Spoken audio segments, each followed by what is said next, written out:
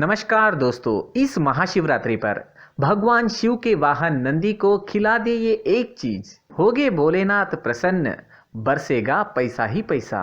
जी हाँ, आपके जीवन में बरसेगा पैसा ही पैसा। जी हाँ दोस्तों, भोलेनाथ को, शिव शंकर को प्रसन्न करना बहुत ही आसान है।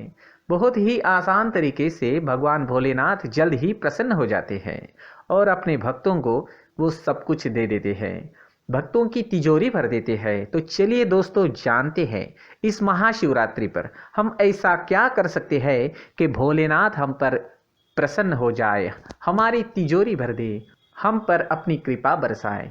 दोस्तों, शिव पुराण के अनुसार फाल्गुन मास की कृष्ण पक्ष की चतुर्दशी को महाशिवरात्रि कहा गया है। चंद्र चक्र में आने वाली सबसे अंधेरी रात को शिवरात्रि कहते हैं। महाशिवरात्रि शिव और शक्ति के मिलन की रात है। इस रात में आध्यात्मिक शक्तियां जागृत होती है। शास्त्रों में इस दिन ज्योतिष उपाय करने से आपकी सभी परेशानियां खत्म हो सकती है। साथ ही जीवन में सभी प्रकार के तनाव खत्म होते हैं और सकारात्मक परिणाम दिखने लगते हैं। आइए जानते हैं बाबा भोलेनाथ के दिन महाशिवरात्रि पर हम ऐसा क्या कर सकते हैं कि भोलेनाथ हम पर प्रसन्न हो जाए। दोस्तों, रुके हुए धन को अगर प्राप्त करना है, अगर हमारी तिजोरी को भरना है, अगर भोलेनाथ को प्रसन्न करना है, तो महाशिवरात्रि पर भगवान शिव के वाहन नंदी यानी बैल को हरा चारा जरूर खिलाए। श्रद्धा सुमन के साथ हरा चारा भगवान शिव के वाहन नंदी को अगर हम खिलाते हैं तो आपकी धन संबंधी समस्याएं खत्म होने लगती है। जी हाँ, और रुके हुए धन की भी प्राप्ति होती है। जी हाँ, और रुके हुए धन की भी प्राप्ति होती है। और साथ ही दोस्तों, महामृत्युंजय मंत्र का शाम के समय 108 बार जाप भी जरूर करें। जी हाँ दोस्तों, तो ये उपाय आप लोग जरूर करें। अगर आपको शत्रु परेशान करते हैं, शत्रु से आप मुक्त होना चाहते हैं, तो दोस्तों आपको जो शत्रु परेशान कर रहा है या फिर किसी झूठे मुकदमे में आप फंसे हैं, तो महाशिवरात्रि पर यानी महाशिवरात्रि के दिन मंदिर में शिवलिंग पर दुग्धाभिषेक करें। जी हाँ दोस्तों, दुग्धाभिषेक करें और वही रुद्राष्टक का पाठ भी जरूर करें, तो ये समस्या भी आपकी खत्म हो सकती है। दोस्तों, अगर आपका भाग्य आपका साथ नहीं दे रहा है, जी हाँ, महाशिवरात्रि पर दुर्भाग्य को सौभाग्य में आपको बदलना है, तो इसके लिए आप इस दिन अनाथ आश्रम में जाकर दान जरूर करें। जी हाँ, अनाथ आश्रम में जाकर जरूर दान करें और ज़रूरतमंदों की मदद करें। ऐसा करने से जीवन में सभी प्रकार की समस्याओं का अंत होना शुरू हो जाता है और आपका भाग्य आपका साथ देना शुरू करता है। जी हाँ दोस्तों, अगर वैवाहिक जीवन में समस्याएं आ रही है तो उनका भी अंत भगवान शिव जरूर करेंगे। अगर आपके विवाह जीवन में परेशानी चल रही है तो महाशिवरात्रि पर आप सुहागन महिलाओं को सुहाग का सामान दान में दें। जी हाँ, और जरूरतमंद महिलाओं की मदद करें। ऐसा करने से आपके वैवाहिक जीवन की समस्याओं का अंत होगा और दाम्पत्य जीवन मधुर हो जाएगा। जी हाँ दोस्तों, अगर आपकी कुंडली में अशुभ ग्रहों का गोचर है, आपको सता रहा है, अशुभ ग्रह आपको सता रहे हैं, तो भगवान शिव की कृपा से अशुभ ग्रह भी शुभ परिणाम दे सकते हैं। अगर आपकी कुंडली में ग्रह शुभ परिणाम नहीं दे रहे हैं तो महाशिवरात्रि के दिन आप शिवलिंग पर दुग्धाभिषेक कर विधि विधान से पूजा करें। जी हाँ, और ओम नमः शिवाय और महामृत्युंजय मंत्र का जाप करें। ऐसा करने से कुंडली में मौजूद अशुभ ग्रह शुभ फल देने लग जाएंगे। दोस्तों, अगर आप भी उन लोगों में से हैं जो मोक्ष की प्राप्ति करना चाहते हैं, जी हाँ दोस्तों, अगर आपको मोक्ष की प्राप्ति करनी है तो महाशिवरात्रि के दिन आप एक मुखी रुद्राक्ष को गंगा जल में स्नान कराकर विधि विधान से पूजा करें और लाल कपड़ा बिछाकर उस पर रुद्राक्ष रख दे। इसके बाद ओम नमः शिवाय मंत्र का 1,00,000 बार जाप करें। जी हाँ, और हर दिन एक माला का जाप करें। ऐसा करने से मोक्ष की प्राप्ति होती है। जी हाँ, ऐसा कहा जाता है कि इस उपाय से मोक्ष की प्राप्ति होती है। दोस्तों, आर्थिक परेशानी को अगर आपको दूर करना है, आर्थिक परेशानियां आपके जीवन में आपको सता रही है, तो अगर आपको नौकरी या व्यापार में परेशानी चल रही है, तो आपको महाशिवरात्रि के दिन उपवास रखना चाहिए। जी हाँ, महाशिवरात्रि के दिन आप उपवास जरूर रखें और शिवलिंग पर शहद मिलाकर अभिषेक कर अनार का फूल चढ़ाएं।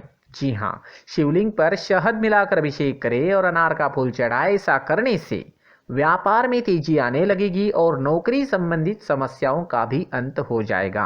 तो दोस्तों, इस तरह भगवान शिव आपकी तिजोरी महाशिवरात्रि के दिन जरूर भर देंगे, आपकी मनोकामनाएं जरूर पूरी कर देंगे। तो दोस्तों, इस महाशिवरात्रि पर अगर हो सके तो ये उपाय आप जरूर करें। दोस्तों, कहा जाता है महाशिवरात्रि पर कथा जरूर सुननी चाहिए। जी हाँ, महाशिवरात्रि की कथा जरूर सुननी चाहिए। अगर आप भी महाशिवरात्रि की कथा सुनना चाहते हैं तो इस वीडियो में आगे महाशिवरात्रि की कथा जारी रहेगी, तो आप आगे वीडियो जरूर देखें, जरूर सुनें। चलिए सबसे पहले जानते हैं समुद्र मंथन की महाशिवरात्रि से जुड़ी कथा। दोस्तों, जैसे कि हम सब जानते हैं, समुद्र मंथन अमर अमृत का उत्पादन करने के लिए निश्चित किया गया था, लेकिन इसके साथ हलाहल नामक विष भी पैदा हुआ था। जी हाँ, अमृत के साथ विष भी पैदा हुआ था। हलाहल विष में ब्रह्मांड को नष्ट करने की क्षमता थी और इसलिए केवल भगवान शिव इसे नष्ट कर सकते थे। भगवान शिव ने हलाहल नामक विष को अपने कंठ में रख लिया था। जहर इतना शक्तिशाली था कि भगवान शिव बहुत दर्द से पीड़ित हो उठे थे और उनका गला बहुत नीला हो गया था। इस कारण से भगवान शिव को नीलकंठ के नाम से भी जाना जाता है। उपचार के लिए उस वक्त चिकित्सकों ने देवताओं को भगवान शिव को रात भर जागते रहने की सलाह दी थी। इस प्रकार भगवान शिव के चिंतन में एक सतर्कता रखी गई। शिव का आनंद लेने और जागने के लिए देवताओं ने अलग अलग नृत्य किए और संगीत बजाए। जैसे सुबह हुई, उनकी भक्ति से प्रसन्न भगवान शिव ने उन सभी को आशीर्वाद दिया। शिवरात्रि इस घटना का उत्सव है जिससे शिव ने दुनिया को बचाया है। तब से इस दिन भक्त उपवास भी करते हैं। दोस्तों, इस तरह भगवान शिव ने हलाहल विष को अपने कंठ में रख लिया और सृष्टि को बचाया था। इसी तरह दोस्तों, दूसरी महाशिवरात्रि की कथा है जो एक शिकारी की कथा है। चलिए वो सुनते हैं। एक बार पार्वती जी ने भगवान शिव शंकर से पूछा, ऐसा कौन सा श्रेष्ठ तथा सरल व्रत पूजन है जिससे मृत्यु लोक के प्राणी अपनी कृपा सहज ही प्राप्त कर लेते हैं। उत्तर में शिव जी ने पार्वती को शिवरात्रि के व्रत का विधान बताकर यह कथा सुनाई। एक बार चित्रभानु नामक एक शिकारी था। पशुओं की हत्या करके वह अपने कुटुंब को पालता था। वह एक साहूकार का ऋणी हो गया था। वो उस साहूकार का ऋण समय पर ना चुका सका। क्रोधित साहूकार ने शिकारी को शिवमठ में बंदी बना लिया। संयोग से उस दिन शिवरात्रि भी थी। शिकारी ध्यानमग्न होकर शिव संबंधी धार्मिक बातें सुनता रहा। चतुर्दशी को उसने शिवरात्रि व्रत की कथा भी सुनी। संध्या होते ही साहूकार ने उसे अपने पास बुलाया और ऋण चुकाने के विषय में बात की। शिकारी अगले दिन सारा ऋण लौटा देने का वचन देकर बंधन से छूट गया। अपनी दिनचर्या की भांति वह जंगल में शिकार के लिए निकल पड़ा, लेकिन दिन भर बंदी गृह में रहने के कारण भूख प्यास से व्याकुल था। शिकार करने के लिए वह एक तालाब के किनारे बेल वृक्ष पर पड़ाव बनाने लगा। जी हाँ, पड़ाव बनाने लगा। बेल वृक्ष के नीचे शिवलिंग था जो बिल्व पत्रों से ढका हुआ था। शिकारी को उसका पता नहीं चला। पड़ाव बनाते समय उसने जो टहनियां तोड़ी वे संयोग से शिवलिंग पर गिरी। इस प्रकार दिन भर भूखे प्यासे शिकारी का व्रत भी हो गया और शिवलिंग पर बेलपत्र भी चढ़ गए। एक पहर रात्रि बीत जाने पर एक मृगी तालाब पर पानी पीने पहुंची। वह गर्भिणी थी। जी हाँ, उसके पेट में गर्भ था। शिकारी ने धनुष पर तीर चढ़ाया और प्रत्यंशा खींची। मृगी बोली, मैं गर्भिणी हूँ, शीघ्र ही प्रसव करूंगी। तुम एक साथ दो जीवों की हत्या करोगे जो ठीक नहीं है। मैं बच्चे को जन्म देकर शीघ्र ही तुम्हारे समक्ष प्रस्तुत हो जाऊंगी, तब मार लेना। शिकारी ने प्रत्यंशा ढीली कर दी और मृगी जंगली झाड़ियों में लुप्त हो गई। कुछ ही देर बाद एक और मृगी उधर से निकली। शिकारी की प्रसन्नता का ठिकाना न रहा। समीप आने पर उसने धनुष पर बाण चढ़ाया। तब उसे देख मृगिनी ने विनम्रतापूर्वक निवेदन किया, हे पारधी, मैं थोड़ी देर पहले ऋतु से निवृत्त हुई हूँ, कामातुर विरहिणी हूँ, अपने प्रिय की खोज में भटक रही हूँ। मैं अपने पति से मिलकर शीघ्र ही तुम्हारे पास लौट आऊंगी। शिकारी ने उसे भी जाने दिया। 2 बार शिकार को खोकर उसका माथा ठनका। वह चिंता में पड़ गया। रात्रि का आखिरी पहर बीत रहा था। तभी एक अन्य मृगी अपने बच्चों के साथ उधर से निकली। शिकारी के लिए यह स्वर्णिम अवसर था। उसने धनुष पर तीर चढ़ाने में देर नहीं लगाई।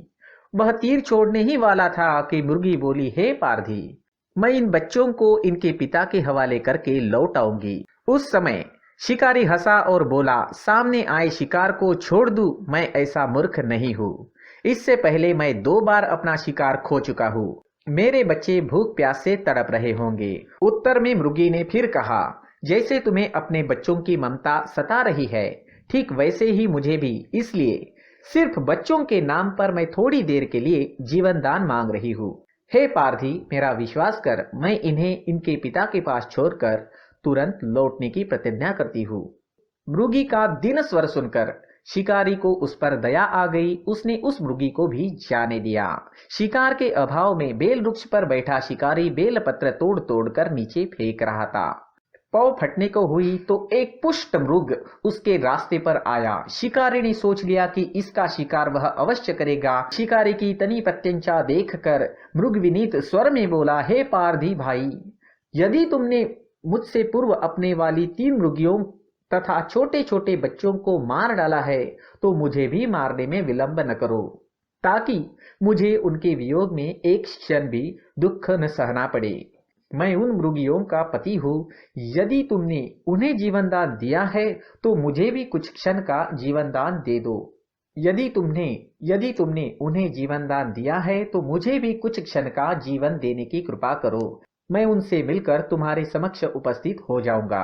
मृग की बात सुनते ही शिकारी के सामने पूरी रात का घटनाक्रम घूम गया। उसने सारी कथा मृग को सुना दी। तब मृग ने कहा, मेरी 3 पत्नियां जिस प्रकार प्रतिज्ञाबद्ध होकर गई है, मेरी मृत्यु से अपने धर्म का पालन नहीं कर पाएंगी। अतः जैसे तुमने उन्हें विश्वास पात्र मानकर छोड़ा है, वैसे ही मुझे भी जाने दो। मैं उन सब के साथ तुम्हारे सामने शीघ्र ही उपस्थित होता हूँ। उपवास, रात्रि जागरण तथा शिवलिंग पर बेलपत्र चढ़ाने से शिकारी का हिंसक हृदय निर्मल हो गया था। उसमें भगवत शक्ति का वास हो गया था। धनुष तथा बाण उसके हाथ से सहज ही छूट गया। भगवान शिव की अनुकंपा से उसका हिंसक हृदय कारुणिक भावों से भर गया। वह अपने अतीत के कर्मों को याद कर कर पश्चाताप की ज्वाला में जलने लगा। थोड़ी ही देर बाद वह मृग सहपरिवार शिकारी के समक्ष उपस्थित हो गया। किंतु जंगली पशुओं की ऐसी सत्यता, सात्विकता एवं सामूहिक प्रेम भावना देखकर शिकारी को बड़ी ग्लानि हुई। उसके नेत्रों से आंसुओं की झड़ी लग गई। उस मृग परिवार को न मार कर शिकारी ने अपने कठोर हृदय को जीव हिंसा से हटा सदा के लिए कोमल एवं दयालु बना दिया। देवलोक से समस्त देव समाज भी इस घटना को देख रहे थे।